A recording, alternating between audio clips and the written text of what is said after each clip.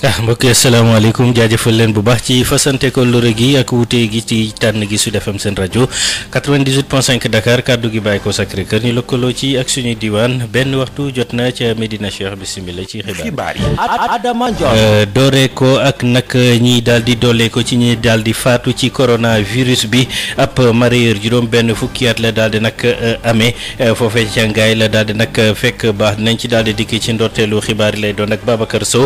mbirum coronavirus bi gis nañ ne itam cas importé yi ñu ngi gën di fës ndax ñetteel bi gi nemmeeku nañ ko ci benn ayu bés ca Sigicoor tax mbir mi tàmbalee nag rek lu dinañ ci daal di jukki ak bilan bi nga xam ne def nañ ko niki tey ji ak juróom benn fukk ak juróom-ñaar ci ay cas yu bees yi nga xam ne daal dinay rek am cas importé yooyu tudd nañ ko ci ba ci fukk ak juróom benn ci ay transmission communautaire dinañ ci dikk ci kanam tuuti lay doon ci ba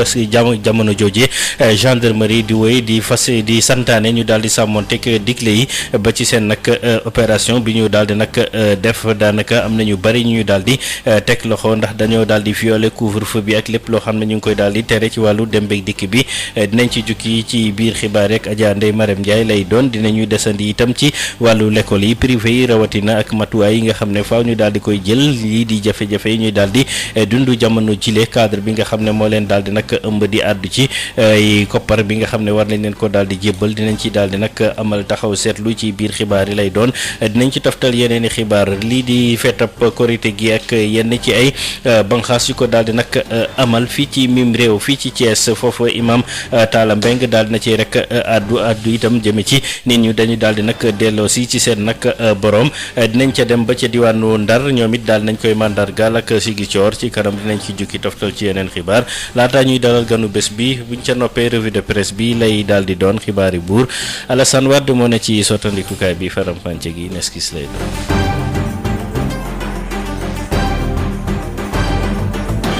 Sud FM. Adama Ndione. ci kàddu gi am na keneen ku daal di nag faatu ci coronavirus bi mu nekk ab mareyeur bu amoon juróom benn fukki at moom foofee ca Ndombil la daal di nag fekk baax nekkoon ca Ngaye moom nag génn na àdduna gannaaw ba nga xamee ne feebar boobu daal di na koy nag amee leeral yi ak Babacar Sow kon ni fii jàppandeegul ñu daal di ci nag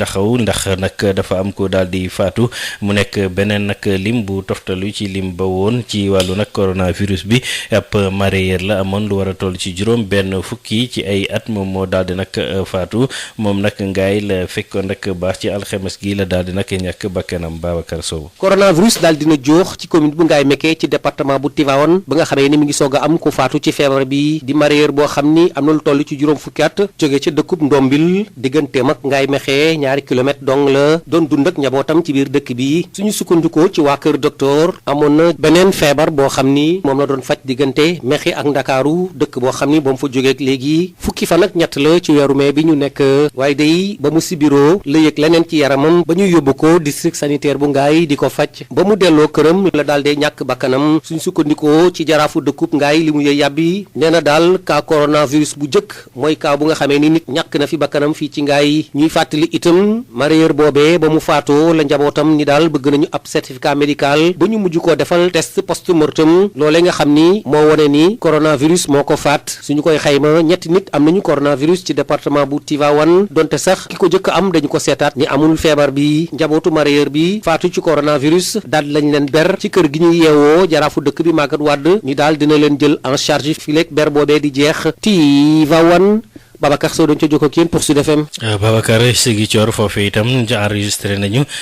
seen i cas importé ñetteelu yoon ci benn ayu bés bi muy situation boo xam ne nag raklu na foofa ca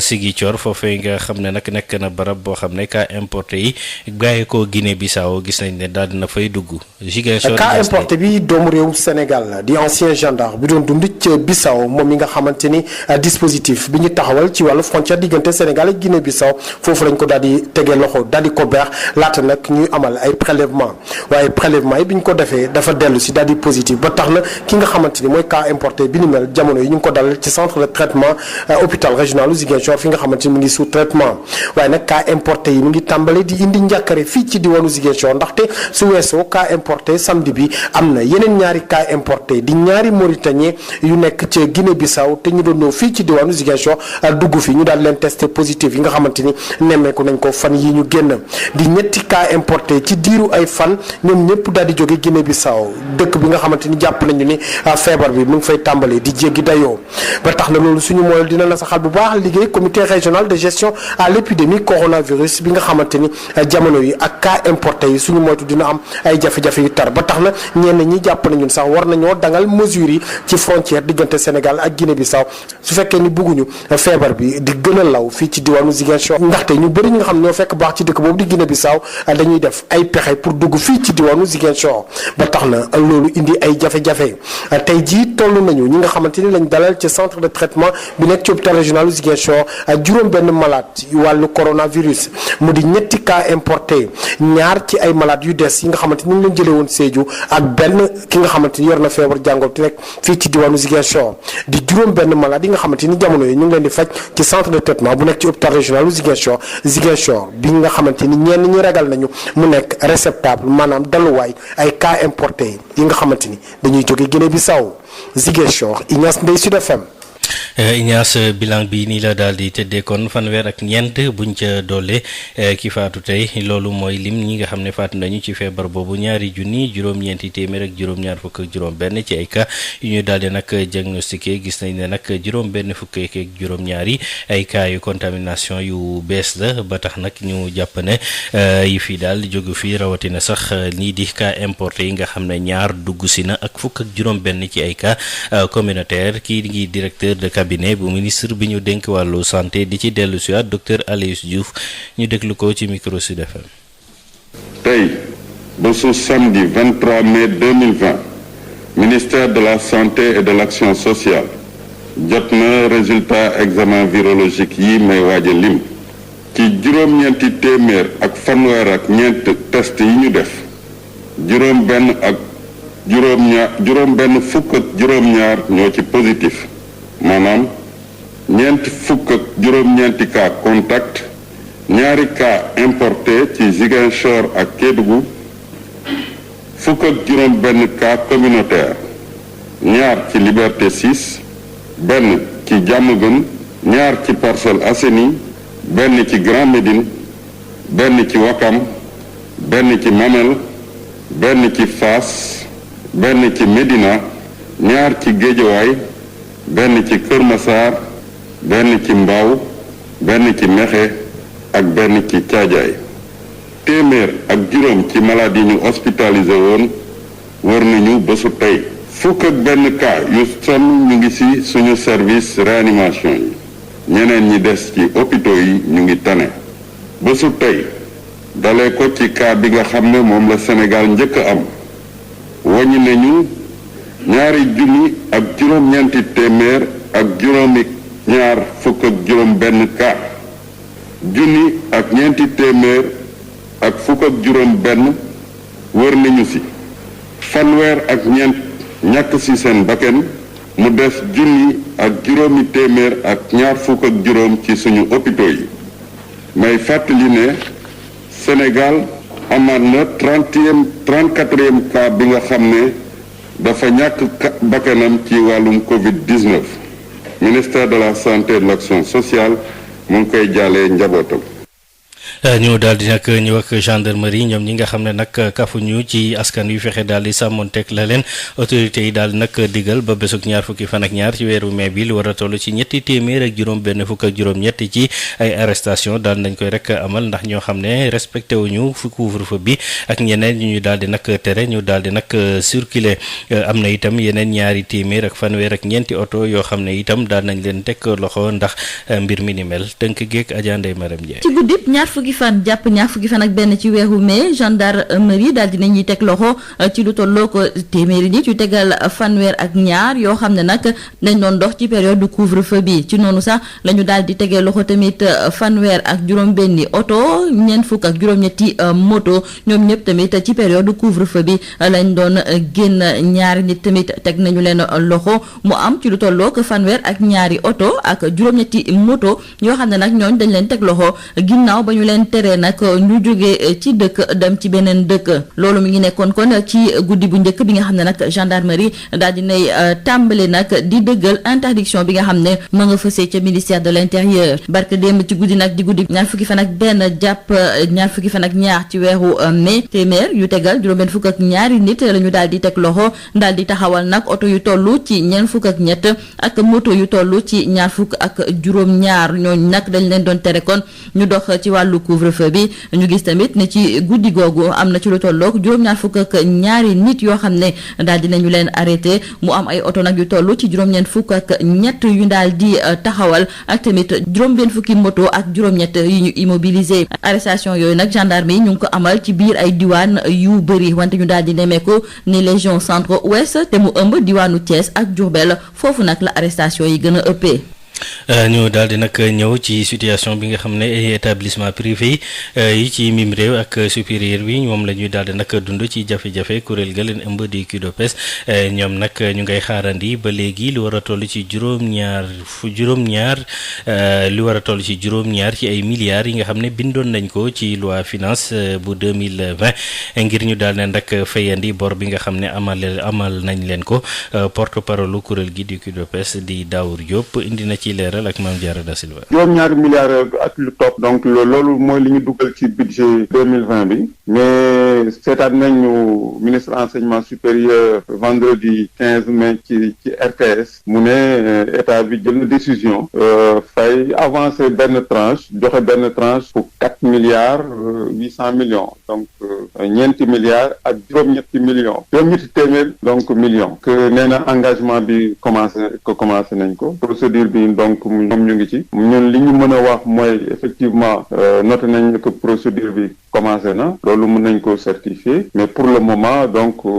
amul kenn ku ñu fayagum c'est-à-dire procédure bi jeexagul ñu ngi xaar procédure bi jeex fay bi commencé foofu daal lañu toll. par rapport ak subvention yi ngeen doon laaj aussi ba léegi dara. waaw subvention amagul en tout cas pour enseignement supérieur donc privé laajoon nañ ay subvention pour école yi nga xam ne ñoo bokk ci enseignement supérieur privé mais ba fii amul benn subvention boo xam ne jox nañ ko école privée yi ñu ngi xaar subvention yooyu. cours nag du am ci ñaari fan ci weeru juin ci école privée yi loolu nag syndicat national jàngalekatu privé yi catholique yi ñoo ko daal di xamle ne jàngalekat yi toog ñetti weer amuñu payoor nguur gi diggoon na leen ne daal dina leen jox ab finance ngir ñu daal di nag ci cadre programme résilience économique bi ngir ñu daal di taxawu l'école yi te wax nag jàngalekat yi daal di xamle ne du ñu dugg ci salle yi ñaari fan ci weeru juin ci école privée bi kii di Yvette Keita Diop nekk secrétaire général syndicat bi ñu déglu ko ba ak Mame Diarra Da Silva. bu may wax damay wax ci turu privé laïque UDPL ak SUDES enseignement privé parce que sonn nañu lañ ñu digoon gis nañ ne transporteurs yi jot nañ seen wàll tourisme yi jot nañ seen wàll pourtant ñun dañu doon secteur boo xam ne dafa névralgique aussi léegi lii daf ñoo nuru leneen dafa mel ni dañ ñoo bëgg a suuxal dañ ñoo bëgg a effacer dañ ñoo bëgg daal génne ci paysage u éducation nationale ci paysage Sénégal éducation nationale loolu la ñu nuru fi mu ne loolu nag bu naree am du ñun rek ñoo ci yëngu ndax yaakaar naa ñun am na njëriñ bu ñuy njëriñ Sénégal ci biir éducation nationale am na résultat yi ñuy def yoo xam ne am na njëriñ ci taux de réussite bi éducation nationale di am nañ ci njëriñ bu baax a baax a baax lii nag comme loolu la nuru te ñun wax nañu yuuxu nañu def nañu façon bu nekk kenn wuyuwuñu yónnee nañu ay fiches yu jógee ministère du travail yónnee nañu ay fiches yu jógee éducation nationale fiches yëpp remplir nañ leen delloo leen te ba léegi kenn faalewuñu kenn adduwuñu kenn antuwul ci suñuy mbëbët wax nañoo wax ba sonn léegi nag comme amatuñ ci pexe léegi ñun ñu ngi daal di fas yéene nag bu semaine bii bu jotee bu ñu demee ba ñaari fan lundi mardi gisuñu dara mercredi ñun tamit dinañ yónnee bataaxal ci suñuy collègues à la base dinañu yónnee ñëpp ay bataaxal wax leen ni ñu toog banque seen loxo ba ñu gis ay payoor ba ñu gis fayukaay waaw comme fayuñu kenn ku nekk toog ndax kenn mën la wacc sa njaboot ginnaaw waccoo fa dara lu ñu lekk yow sa bopp amuloo dara loo def sa poos pour wuy ji wax dëgg neex yàlla liggéey neex na am nañu xol bi am nañu mbëbët ni bëgg nañoo liggéey bëgg nañoo jàngale ndax ku xam privé xam ne liggéey la ñu xam daan seen doole joxe résultat waaye nag comme demee na nii ku la bëgg a suuxal nag yow it nga am sa fu lay bopp toog ndax balaa ngaa dee wéq ñu daal di nag digg ci desandi sax la ñuy wax ci ñaari fan weeru juin boobu ubbite l'école googu matuwaay yi ñu daal di nag jël ci ñi nga xam ne dañ leen war a yëpp dëkk di jàngalekat yi mbir moomee nee ñu ñaar fukki fan ak juróom-ñaar ba juróom-ñett dinañ ko daal di nag amal bu ko defee fukk ak juróom-ñeenti junni enseignants yi yëf yi daal di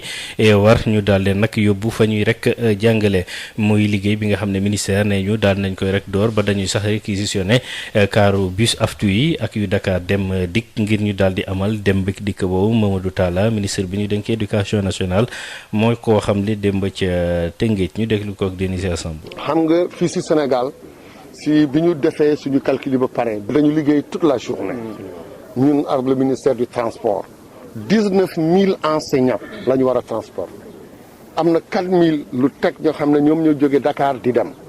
am na 17 700 ñooy jóge à l'intérieur du pays di ñëw Dakar noonu la mel si région yi Ziguinchor Kaolack partout léegi nag jël nañu disposition mooy que état bi du Sénégal moom mooy réquisitionner Dakar dem dikk CETUD lu ñu mënta am si matériel ñoom ñoo koy réquisitionner suñ ko réquisitionner ba pare dinañu am suñu plan de voyage le 26 la ñu commencé déplacer enseignants yi 26 27 28 ak 29 partout nag ci Sénégal donc loolu jël nañu suñu disposition Dakar dem dikk ak l'État du Sénégal mais yombul nag quand même waaye dinañ ko def incha allah. li nga xam ne nag mooy jeexitalu pandémie Covid 19 bi ci secteur bu horticulture gouvernement bi nag mu ngi ciy jël ay matuwaay ngir taxaw acteurs yi nee ñu sax DER def na ab ligne crédit boo xam ne dafay rek jox xaalis lu war a toll ci 1 milliard ñii di nag producteurs yi ministère développement communautaire jënd itam stock bi nga xam ne nag daanaka mu ngi fii ba jamono ji kenn jëfandikoo ko yóbbu ko ci diwaan yi nga xam ne nag moo gën a sori loolu docteur Macoumba Diouf directeur bu horticulture moo ko xamle ñu déglu ko ak Adja Issa Niang. DER délégation à l'entrepreneuriat rapide pour les femmes et les jeunes mooy kuréel googu nga xam ne moom la taxawal pour muy financer di jàppale ndaw ñi ak jigéen ñi mu ne ko da ngay fexe di am ligne de crédit comme loolu lu yokk la ci liggéeyu commerçant yi financer commerçant yi ñu dem jëli loolu ñëw denc ko ndax ñoom ñu denc ko moo leen gën a yomb te béykat bi denc ko bu ko defee ñu koy jaay ndànk-ndànk ba ba muy jeex mais nga lebal leen xaalis ndax bu doon ñoom rek xëy na dinañ mën a jëlal seen bopp mais du toll ni li ñu bëgg duñ mën a jël la fa nekk di lamb yëpp ak di yàqu. DER jël 1 milliard ànd ko ak LBA jël fukki commerçant ak ñeent yi ci njëkkoon a soobu wala fukki commerçant ak juróom yi ci ëpp ci li ñuy liggéey ci wàllu fruit ak légume ñu lebal leen ko. barkaati démb jox lañ leen juróom-ñaari téeméeri millions daanaka milliard bi ñetti téeméeri millions rek moo ci des te loolu fekk ñu ngi koy laaj ñu leen koy jox ni ndax li ñuy wax fonds revolving la mooy fekk soble bi jeexul ci àll bi pomme de terre bi jeexu fa. légumes yi doon yàqu jeexu fa ñoom dañ leen di koy bëgg di jox ñuy dem di jënd di indi di jaay kon xam nga mën na dem ba ci ba jéggi ñett wala juróom-ñaari milliards man kenn amul daal limite fekk loolu jeexul loolu nag lu ñu rafetlu la ndax bu dul loolu coono dina gën a bari te jóge ci àll bi man ak délégué général directeur général ARM commerçant yi délégation commerçant yi ak ñi jiite kuréelu béykat yoonu kon dem nañ foofu am na ñoo xam ne sax waxaal nañ jënd ci saa si footu jënd nañ fa 2 téeméeri tonnes ci taxawaay dafa jënd fay kon loolu saafara la bu ñu rafetlu beneen sax mais président indi na ko ci mooy délégué général bu entrepreneuriat rapide nee na ma wax na ak ministre Mansour Faye bu développement communautaire ba nee na ko pare na pour am lenn lu mu jël ci loolu boole ko ci ndimbal li ci jox commune yi ndax am na ci département yoo xam ne xëy na loolu bu doyul pour réew mépp it am na département yoo xam ne dund ba dafa xawoon a lompoñ loolu li ñuy wax malnutrition département yi ci mel ni Matam ci mel ni Sédhiou Kédougou ak yooyu miin nañ fa loolu mais yooyu buñ ko fa yóbboo comme affaire feebar la ñuy wax te légume ak fruit ku ne xam ne dafa bëri ay vitamines ay ferñeent yi nga xam ne dafay dànk ab wér-gu-yaram day améliorer li ñuy wax statut nutritionnel wu nit ki. ñu daal di ñëw ak nag xeex ba tey law bi feebar bi di law ca Tivaouane Peulh ak taxaw ba ñuy daal di nag taxawu askan wa ci wàllu dund ak yi ni mel personnel santé bi itam ñoom taxaw nañu leen ak ci fukk ak ñaar ci million bañ leen daal di nag jébbal ne ñu matuwaay yi raxas loxo yi ak yeneen yi ca des yëpp daal nañ koy rek jël ci place publique yi Denisia Samb. ci téeméeri junneeg ñaar yu yeewoo Tivaouane Peulh ñetti junniy njaboot rek kay jot ci ndimbalu état bi ndimbal bi li ko tax a jóg mooy jàppale ñi nga xam ne ñu ngi dund jafe-jafe yu métti te mbas mi waral ka Momar Soxna Diop maire Tivaouane Peulh. ñeent fukki junni doomu aadama ak ñett ñoo fi doon yeewoo tey association délégué de quartier bi mu ko xaymee gis na ne que téeméeri junni ak ñaar ci doomu aadama ñu ngi fi yeewoo kon tey bu fekkonte ne état bi chiffre yooyu la amee woon kon jàpp naa ne ñetti junni doomu aadama yi nga xam ne mi ngi leen di jox ndimbal dañu doon jox lu ko ëpp waaye nag ñu daal di ne ñun mënuñu seetaan moo tax ñu dem jënd téeméeri tonne ak juróom fukk ci ceeb muy presque juróom fukki millions yu manqué ñaar ñu jënd ko ci ceeb bi pour ñëw jàppale askan bi doole ko ci ñetti junni njaboot donc boo ko xoolee commune bi dana jàppale ñetti junni njaboot état bi jàppale ñetti junni njaboot muy juróom benn junni njaboot yoo xam ne dimbal bi dana fa dugg. daara yi yokk nañu tamit seen ndimbal personnel de santé bi ñu jàppale leen ci lu toll ci fukk ak ñaari millions commune bi lëkkaloo ci service d'hygiène désinfecté na bërëbu jullikaay yi ak marché yi ngir gën a moytu feebar bi law ci commune bi nga xam ne feebar bi bëreegu fi maire bi dina séddale yi tamit ay masque askan wi. commandé nañu masque yu bari lu tolloog juróom-ñaar fukki junni masque yoo xamante ne si li commune bi ànd na ci ndaw yi nga xamante ne si ñoom ñoo nekk ci commune bi liggéey ko. jëf joo xam ne nag Alaaji Bouli Sow chef de village u Tivaouane Peulh ñàgg rafetlu na ko. bu ñu waxee am couvre-feu bul kenn génn bul kenn dem maire dem am yeneen wàcc nit yi dem jëndal toll noonu téeméeri tonne ak juróom fukk indil ko nit yi pour ñu bañ a dem pour ñu tere leen seen am jàngara bi parce que jàngara bi maara day taali jàngara bi day wallaate kon nag dañu ne bul kenn dem bul kenn génn soo toogee nag nga am jaboor ama foo jëm ñu indil la ceeb ñu indil la diwlin loolu looy doyati sant yàlla. fii ci Tivaouane Peulh ndimbalu nguur gi nag yegg seegul Momar Soxna Diop maire bi di yaakaar ne nag commune am du yàgg dara dina ci jot Tivaouane Peulh Denisia Samb pour Sud FM. ñu dikk ak président union chambre métier yu Sénégal ñoom ñi daal di amal ñoom it lu war a toll ci fanweer ci ay junni ci ay masques yu ñu daal di nag defar couture yi ñuy def wàllu couture ci Diourbel ñoo ci daal di jàpp ci liggéey ba bu ñu sukkandikoo nag ci artisan yi ne ñu daal ñoom it wàllu Covid 19 bi daal dal na lool ci seen kaw kii di Issa Dieye jàpp ne nag liggéey bi am na qualité ñu déglu ko Adama Ndiaye. donc nag Diourbel nekk na nag région bi nga xamante ne yàlla def na moom moo njëkk a pare te ci ginnaaw njëkk a pare boobu tey produit bi mu présenté moo gën yeneen produit yi ma jot a jaaree moom yëpp ndax Fatick laa jógee man je suis de Fatick mais bi ma gis fii très sincèrement moo gën bu Fatick bi ndax wax sa mbaax waaye wàññiwul sa mbaax dara daal voilà donc nag mu nekk projet boo xamante ni Diourbel daal ñu ngi félicité bu baax a baax fédération tailleur bi nga xamante ni ñoom ñu ko liggéey te di leen permettre pour liggéey bi yomb mais dañ ko liggéey en chaîne donc loolu dafay jëmmal ne voilà su fekkente ne artisan yi booloo nañ rek amaana dinañ mën loo xamante ni vraiment sut na seen i te ñun xam nañ ñun ñoo gën a impacté wu ci affaire yi voilà donc confection masque yi nag ginnaaw confection masque yi sax am na yeneen marché yoo xamante ni ñu ngi koy xaar maanaam produit lave mais yeegi loolu yëpp ndax yooyu yëpp nga xamante ne dañ ko doon importer artisan yi mun nañ ko état bi nag commencé na xam nag dëkk dafay baax léegi li ma daan importer di ko jëlee Chine wala ma ko jëlee Dubaï suñu artisan locaux yi mën naa ne sax ñun ñoo gën a sonn ci wàllu mbas bi ndax mbas mi day li mu gën a bari déplacement yu bari ak jegeyantoo yu bari te ñun ñëpp xam nañu ñun artisan moom suñuy liggéey faw ñuy jegeyantoo atelier boo dugg dina am fukk jàpp fukk ak juróom clients yi soog a ñëw donc loolu bokk na ci li nga xamante ne tax na sa waay gisatuñ clients yi mais effectif bi ñu doon liggéeyee wàññi nañ leen problème yu matière première yi tamit am na ndax suñu jumtuwaay yi ñuy liggéeyee léeg-léeg mën na ñàkk am suñu place yu liggéeyukaay te léegi mënatoo jóge fii dem ci beneen région pour uti ko donc daal vraiment sonn nañ ci lool mais nag ci loolu état bi am na ndimbal bi mu ciy waaj ndax ministre wax na ko am na enveloppe boo xamante ne bu ñaari milliards yooyu defar masque yi ci la bokk mu nekk enveloppe boo xamante ni toll na ci 400 millions donc nag itamit fii ak semaine prochaine am nañ 7000 artisans yoo xamante ne leen jàppale ci ay wàllum jumtukaay yoo xam dañ ci yore pour raxas loxo la ak gel ak yooyu yëpp daal. Sud FM.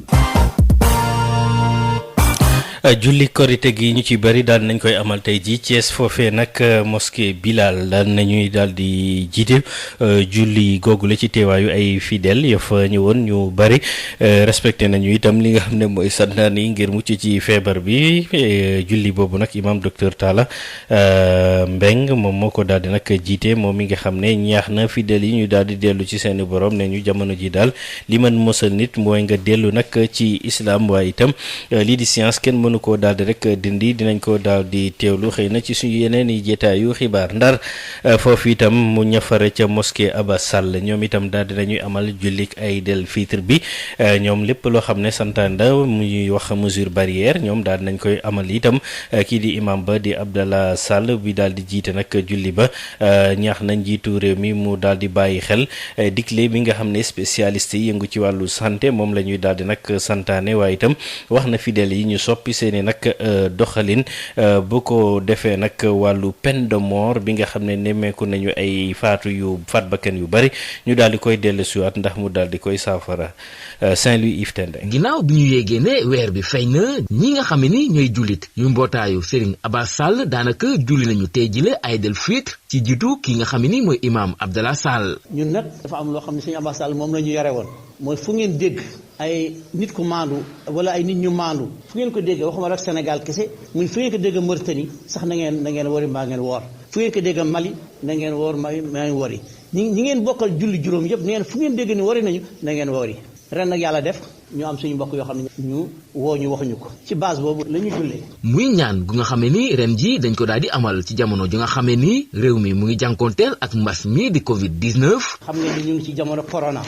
moo tax julli gi ñu wayefal ko waxuñu ko ñu bara sax ndax dañu jël ay certificat écartement yu yaatu balay kenn dugg si tam jéem a raxasu bañ a nuyoo yooyu yëpp lu xam ni docteur yi ñoo ñu ko sant te dañ ko war a def. loolu waral sax imam Abdallah Sall daal di ci sukkandiku ngir rek ñaax njiitu réew mi di président Macky Sall ngir muy may nopp ñenn ñu dul ñi nga xam ne ni ñooy waa kër docteur ngir am ndam ci mbas mi lee. jamono bi moom xalif généraux yi ak imam bi ak sëriñ daara yëpp ak ñiy waare ñëpp dañu war a jël seen mbubb jox ko docteur yi ñu sol ko man de jox naa leen sama mbubb te ñoom rek laay déglu moo tax man la ñaar la ñuy boole farlu ak fagaru ak ñaan. mu dellu itam di ñaax ñi nga xam ni ñooy jullit yi ngir ñu soppi jikko yi te rafetal leen. ma jël ci melokaan ya tudd ci rambaaj ak jëw télévision boo demee ci internet bi comme duñ la gis rek fu la neexul rek nga xas ka dégg nga toomaal ka loolu wax nañ ko ci wax nañ ci itam lépp luy fen dégg nga ñu wattu ko wax nañ ci itam lekk alal doomu aadama yi buñ la dénkee alal moo xam état nga moo xam loo mënti doon na nga jéem a sàmm alal ja dégg nga ba doo ko lekk. li nga xam ne ni mooy peine de mort doon na itam li mu jot a junj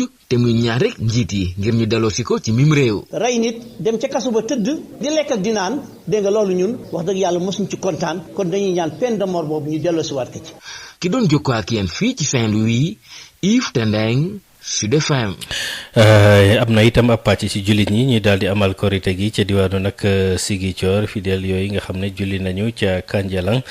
foofe ca Ziguinchor nekkoon occasion ngir porte parole bu imam bi nga xam ne moo daal di jiite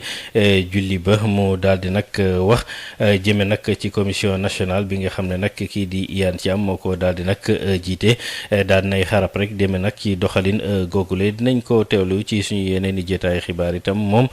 Abdoul Khadri Dramé ci suñu yeneen jotaayu xibaar Pape ganu xibaar bi la ñuy daal di nag dalal mu ngi wuyoo ci turu colonel Pape Diouf moom nag mooy porte-parole bu gendarmerie ci dispositif yi nga xam ne nag daal nañ koy rek jël ngir fexe askan wi respecté état d'urgence bi ki ci aju waxtaan bi séq na ko ak Adja Ndeye Mariam Ndiaye. ñu ngi ak colonel Pape Diouf yow yaa yore kàddu gendarmerie ñu gis nag ne li ko dalee alxames ci guddi ba léegi am na ab liggéey boo xam ne yaa ngeen koy def ci wàllu couvre-feu beeg ñi nga xam ne dañ leen tere ñu génn ñu bëggoon rek nga defaral ñu xayma ci ñaata nit lañ ci jot a teg loxo ak oto yoo xam ne dañ leen immobiliser. waaw jërëjëf madame donc ci ndigalu président de la république ak instruction yu ministre de l'intérieur joxe donc gendarmerie jeudi ba léegi dañoo yokk maanaam seen taxawaay ci dem beex dikk bi diggante Thiès ak Dakar ak diggante maanaam Thiès ak yeneen gox yi nekk ci biir réew mi loolu nag li ko waral mooy ne comme dañuy dëgmal feetu korité bi dañuy bañ nit ñi di jóge fii comme ni ñu ko daan defe ci lim bu takku di dem ci biir gox yi ci biir réew mi te loolu xam nga ne dafay yokk lawal feebar bi donc ba tax na gendarmerie donte mu ngi fi woon bi état d'urgence bi tàmbalee ba léegi wante dafay yokk taxawaayam ci ay lim ci ay jumtuwaay ba nga xam ne bu weesoo ñi nga xam ne dañ leen a jox sañ-sañ ñuy koy wax autorisation spéciale du ñu bàyyi kenn muy dem ne ndax korité moom moo tax mu jógee ko Dakar di dem ci biir réew mi ministre de l'intérieur nag dafa jëloon dogal daal di dakkal autorisation spéciale yi ñu jox ñi nga xam ne liggéey moom moo tax ñu jox leen ko bu weesoo ñii di liggéey diggante Thiès Mbour ak Dakar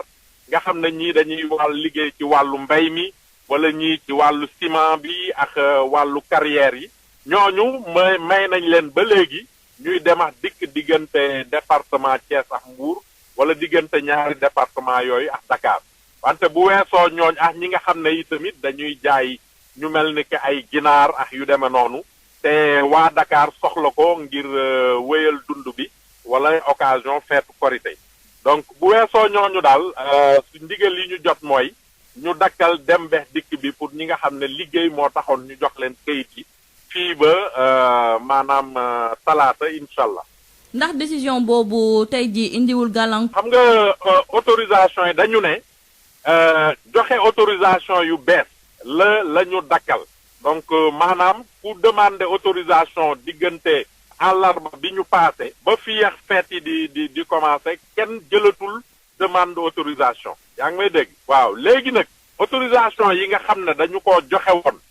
ngir nit ñi mën a wéyal seen liggéey. waaw autorisation yooyu dañu leen suspendre diggante mercredi ak talaata bii di ñëw mooy période bi nga xam ne moom moo seq feetu korité wante ñooñu nag ñi nga xam ne dañuy demax dikk ci mbay mi wala ñi nga xam ne dañuy demax dikk di jaay ay ginaar ak ñooñu wala industrie yi nekk biir diggante Thiès Mbour ak Dakar ñooñu bokkuñu ci ndax li ñuy bañ rek mooy ñii di jógee ko fii profiter ci autorisation yi ñu leen jox pour bëgg dem feete ji korité dans les régions yi nekk ci biir réew mi. léegi ndax mën nañu xam ci wàllu arrestation yi ngeen jot a def ci yan diwaan la gën a fësee. waaw arrestation yi comme ni mu ànd woon sax bu njëkk ci diggante Thiès ak Dakar la ëppee. waaw ci diggante Thiès ak Dakar donc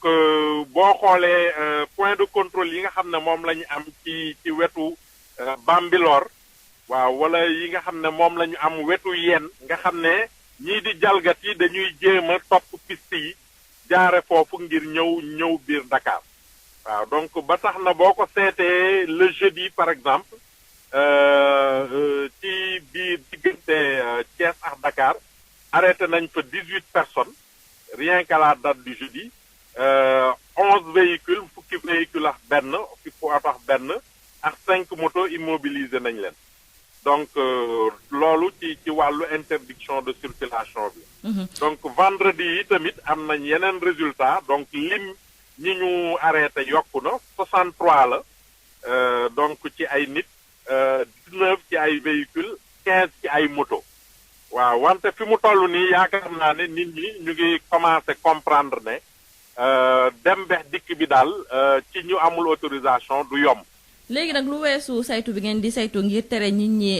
jalgati lépp lu jublu ci wàllu couvre-feu bi ak tamit interdiction de circulation bi loolu taxul tamit seen yeneen liggéey yi ngeen doon def sa njëlbeen yooyu tamit yaa ngeen koy wéyal ndaxte fan yi yaa ngeen di def ay arrestation concernant ay saisie de drogue ak tamit yeneen. waaw loolu dëgg la dama koy dëggal ndaxte bi couvre-feu bi état d'urgence bi tàmbalee ba léegi am nañu taxawaay boo xam ne moo doon taxawaay gendarmerie waaye dañu ko yokk ci poste de contrôle yi wante ci wàllu police judiciaire maanaam mooy saytu ñi nga xam ne ñooy naka sudul noonu dañoo yokk suñu taxawaay bi ñu yokk nag moom moo tax ñu am ay saisies yoo xam ne maanaam ay jàpp drogue wala jàpp marchandise frauduleuse wala ay faux médicaments yoo xam ne lim bi dafa yokk fan yi ñu wees ci goxu Kidira ci frontières yi jàpp nañ fa lu mot 160 kilos de chanvre indien fii ci wetu Mbour jàpp nañ fa à peu près 380 kilos barki démb ci jeudi jàpp nañ ci wetu Kër Massar également donc lu toll noonu ci drogue loolu nag boo ko gisee mooy ne donte ñu ngi am taxawaay ci mbiru respecté couvre-feu beex état d'urgence suñu liggéey ci wàllu xeex drogue wala xeex ñi nga xam ne dañuy def naka sudul noonu ñu ngi koy wéyal ci brigade de gendarmerie yi wala brigade de recherche yi wala section de recherche. waa kay colonel Pape Diouf ñu ngi lay sant di la gërëm. jërëjëf madame. La revue de la presse sur Sud FM. Sud Quotidien, Walf Quotidien, Le Soleil, Le Populaire, L'Obs. La revue de la presse sur Sud FM. Écoutez la différence. CSIP ñëpp ràññee ko ci compagnie sénégalaise industrielle de PVC est une société spécialisée dans la production et la commercialisation de tuyaux en PVC et en PHD ñëpp ko ràññee ci réew mi ndax liggéey bu mucc ayib sous région bi fu nekk la ñuy fàqee di ñëw fii nga xam ne mooy Sénégal rafetlu seen liggéey lool naw leen lool ñu leen di proposer gamme boo xam ne dafa jëm ci diamètre 20 ba diamètre 400 millimètres lépp jëm ci ay évacuation assainissement pression ak adduction d'eau potable. Nous avons aussi des tubes télécom et des tubes orange. L'on nomme ci tube orange ou le tube télécom, c'est que ci ñun. Nous disposons aussi d'un parc industriel relativement jeune. Amit laboratoire boo xam ni bokk na ci yi nga xam ne moo mujjee génn ci àdduna bi amit capacité de production bu doy. loo ci soxla rek ñu defal la ko. ba noppi it dañ lay jàppale ci rapport qualité prix toppatoo la xool say bëgg-bëgg gunge la jàppale la am nañu équipe bu dynamique boo xam ne loolu rek moo ko tax a jóg dañuy fexe client bi bëgg lool di kontaan lool lu ñu la jox nga ne gongo. Compagnie sénégalaise industrielle de PVC ña nga ca domaine industriel de Diamniadio le numéro 66 appelez-nous au 33 950 54 54 woo leen ci 33 950 54 54 70 569 03 69 70 638 00 71 mail csip@csip.sn visitez notre site web www.csip.sn.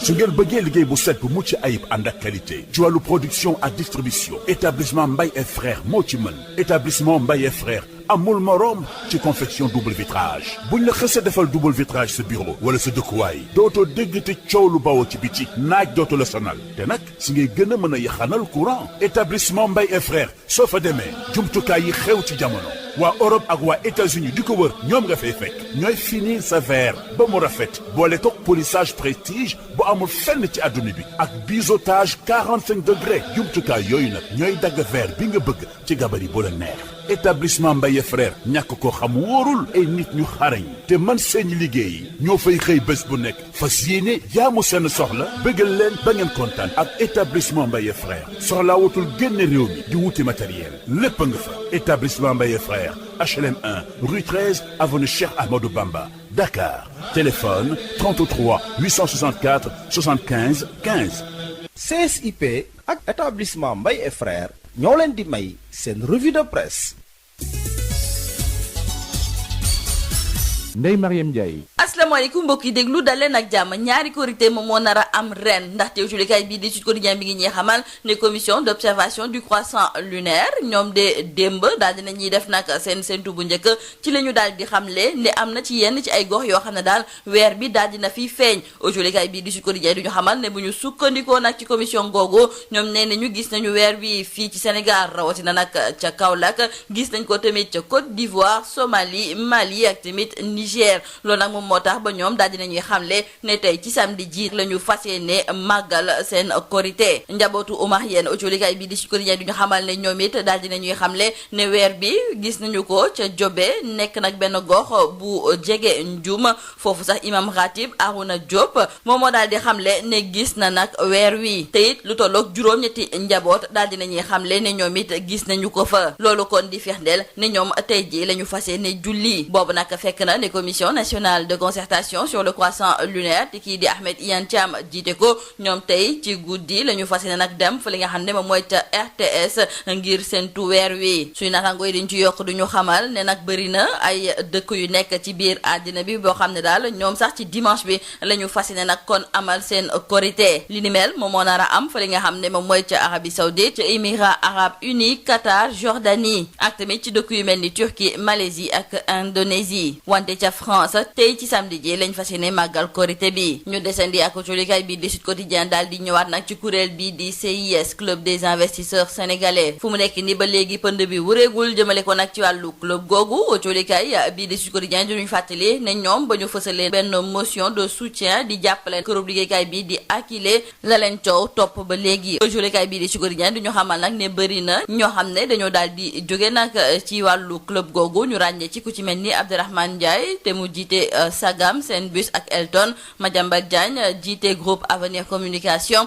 Thiaba Camara Sy ak tamit Khadim Kebe PDG bu Focus SA, Amadou Kane nekkoon fi sax joni gu ñu dénk wàllu koom fii ci mim réew ñoom ñëpp daal dina ñuy démissionné ñu daal di jukki ci tolluwaay réew mi ci feebar bii di coronavirus. Léegi ñu war a toll ci ñetti junniy cas nit ñi nga xam ne nag ñoom ñoo am feebar bii di coronavirus. Autolikaay bii di Sud Quotidien duñ ci yokk duñu xamal ne li ëpp ci ñoom sax fii ci biir Dakar de la ñu nekk loolu moom moo war a tax ba ay matuwaay yu am solo la ñu war a mën a jël fii ci biir Dakar ndaxte su fekkente ne nag gañewuñu xeex bi fi nga xam ne moom mooy ci biir Dakar dina jafe ñu daal di koy gañe ci yeneen diwaan yi. Autolikaay bi di enquête di ñu xamal ne ci wàllu xeex boobu nga xam ne ministère de la santé ma ngi koy xeex jëmale ko ci feebar bi di coronavirus dafa mel ni nag ne am na pëccoxoo bu ak jiixi jaaxa bañ ca nemmeeku ndaxte direction de la prévention ñoom ñi nga xam ne nag seen liggéey yàgg nañ leen ko ràññee surtout sax ci wàllu xeex bañ doon xeex jëmale ko ci feebar bii di Ebola ñoom de dañu leen a écarté dañu leen a jël teg leen fee. Autolikaay bi di enquête du ñu xamal ne ministère dañoo préféré liggéey ak waa COUS di centre des opérations d'urgence sanitaire wante ba ñu demee ba gis nag ne ñu ngay tàmbalee di laaj ci wàllu xeex boobu la ñu jël waa direction de la prévention daal di leen dugal ci biir comité bi. ci biir Autolikaay bi di Le Soleil suñu naataango yi ñu ngi dalal ministre Oumar Youm moom mi nga xam ne moom la ñu dénk wàllu infrastructure wàllu dem ak dikk ci suuf si ak tamit désenclavement ma ngay ñëwaat nag ci yenn ci ay matuwaay yoo xam ne nguur gi jël na ko ngir xeex ci ni mu waree lépp lu jublu ci wàllu feebar bi di coronavirus. ñu daal di ràññee ne ci fan yi ñu jógee nag njiitu réew mi gën naa oyofal nag mesure yooyu ndaxte daal léegi lépp lu jublu woon ci wàllu dem ak dikk bi may nañu nag ñi nga xam ne de ñoom ñooy transporteurs yi ñu daal di jël nag nombre. Autolikaay bi di Le Soleil du ñu xamal ne mesure yooyu nga xam ne moom la ñu jël jëmale ko ci wàllu gi ni mel joriñ gi di Omar Youm gisul nag ne nguur gi def cee dellu ginnaaw moom dafa daal di xamle ne stratégie bu bees la te it naka faw ñu daal di koy doxalee ci ni mu waree. ñu jeexalee kon ak xibaar bu tiis bi di génnup àddina waykat bu màgg bi di Mory Kanté moom di artiste guinéen démb la daal di génn àddina. Autolikaay bi di Le Soleil mi ngi ñi xamal ne amoon na ci lu tollook juróom-ñaar fukki at moom nga xam ne ràññee nañ ko ci wàllu world music moom moo dëddu àddina. suñu naataango yu Autolikaay bii di Sud Quotidien gis ne Afrique daal dina ñàkk ku mag ci wàllu musique moom nga xam ginnaaw ba mu génnee nag woyam bi di yeke ci atum 1984 mu nekk ab album boo xam ne nag jaay nañu ko ci juróomi million ci ay exemplaires ci àddina bi yëpp moom di Mory Kanté dafa yàgg fësal musique ak culture africaine ñu ko doon woowee sax le griot électrique kooku moom moo dëddu àddina ginnaaw keneen koo xam ne it ràññeewoon nañu ko ci wàllu musique muy Manu Dibango. li moo nekkoon mbokk jëlukat yi di gën a fës ci biir Autolikaay ji ñu leen di ñaanal njeextalu bés ak jàmm. CSIP ñëpp ràññee ko ci compagnie sénégalaise industrielle de PVC est une société spécialisée dans la production et la commercialisation de tuyaux en PVC et en PHD ñëpp ko ràññee ci réew mi ndax liggéey bu mucc ayib sous région bi fu nekk la ñuy fàqee di ñëw fii nga xam ne mooy Sénégal rafetlu seen liggéey lool naw leen lool ñu leen di proposer gamme boo xam ne dafa jëm ci diamètre 20 ba diamètre 400 millimètres lépp jëm ci ay évacuation assainissement pression ak adduction d'eau potable. Nous avons aussi des tubes télécom et des tubes orange loo namm ci tube orange wala tube télécom fekk ko ci ñun. Nous disposons aussi d'un parc industriel relativement jeune amit laboratoire boo xam ni bokk na ci yi nga xam ne moom mujjee génn ci àdduna bi amit capacité de production bu doy loo ci soxla rek ñu defal la ko ba noppi it dañ lay jàppale ci rapport qualité prix toppatoo la xool say bëgg-bëgg gunge la jàppale la am nañu équipe bu dynamique boo xam ne loolu rek moo ko tax a jug dañuy fexe client bii bëgg lool di kontaan lool lu ñu la jox nga ne gongo compagnie sénégalaise industrielle de PVC ña nga ca domaine industriel de Diamniadio le numéro 66 appelez-nous au 33 950 54 54 woo leen ci 33 950 54 54 70 569 03 69 70 638 00 71 mail csip@csip.sn. Visitez notre site web www.csip.sn. su ngeen bëggee liggéey bu set bu mucc ayib ànd ak qualité ci wàllu production ak distribution établissement Mbaye et frères moo ci mën établissement Mbaye et frères amul morom ci confection double vitrage buñ la xësee defal double vitrage sa bureau wala sa dëkkuwaay dootoo dégg te coow lu bawoo ci biti naaj dootu la sonal te nag si ngay gën a mën a yaxanal courant établissement Mbaye et frères soo fa demee jumtukaay yi xew ci jamono waa Europe ak waa États-Unis di ko wër ñoom nga fay fekk ñooy finir sa verre ba mu rafet boole toog polissage prestige bu amul fenn ci adduna bi ak biseautage 45 degrés jumtukaay yooyu nag ñooy dagg verre bi nga bëgg ci gabari bu la neex établissement Mbaye frère ñàkk ko xam wóorul ay nit ñu xarañ te man seen liggéey ñoo fay xëy bés bu nekk fas yéene jaamu seen soxla bëggal leen ba ngeen kontaan ak établissement Mbaye frère soxlaa wutul génn réew mi di wuti matériel lépp nga fa établissement Mbaye frère HLM 1 rue 13 avenue Cheikh Amadou Bamba Dakar téléphone 33 864 75 15. CSIP ak établissement Mbaye et frères ñoo leen doon may seen revue de presse. Adama John. fi la ñu yem ak yéen ci jotaayu xibaaru diggu bëccëg gi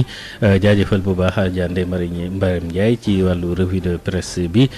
xibaar yi dina dellu si waat juróomi waxtu ak juróom-benn waxtu xibaar yi ci yaatal ñaari waxtu xibaar yi ci tënk jaajëfal bu baax a baax Pape Laye Dieye ak Alassane Wade ñi nekkoon ci sottandikukaay bi mbokki xarit yi ñuy déglu gërëm leen sant leen ñaanal leen sàkku ci yéen ñaan yéen di jàmm.